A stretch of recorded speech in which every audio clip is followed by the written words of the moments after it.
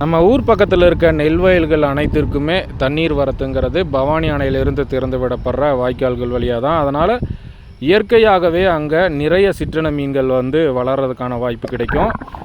அந்த மாதிரி ஒரு நீரோடையில் தான் இன்றைய காணொலியை நான் பதிவு பண்ணுறேன். நிறைய பேர் பார்க்குறாங்க, பார்க்கலை அப்படிங்கிறது இரண்டாவது பட்சம்தான். எனக்கு பொதுவாக இந்த மாதிரி ஒரு சூழலில் மீன்களோட காணொலி பதிவு பண்ணுறதுங்கிறது எனக்கு ரொம்பவுமே பிடிக்கும். இந்த மாதிரி இயற்கை சூழலில் நான் 100க்கும் மேற்பட்ட காணொலிகள் நிறையவற்றை நான் பதிவு பண்ணியிருக்கேன். எல்லாமே நமக்கு ஒரு தனிப்பட்ட மகிழ்ச்சியை கொடுக்கும்.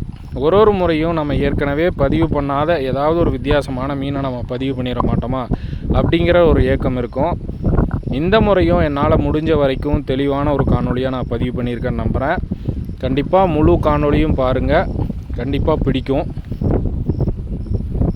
இதில் இருக்க பெரும்பாலுமான மீன்கள்னால் குள்ளக்கெண்டை மீன்கள், மச்சக்கெண்டை மீன்கள், இந்த மாதிரி பவானி ஆற்றுக்கே உரிய சிற்றின மீன்கள் தான் அதிகபட்சமாக இருக்கும்.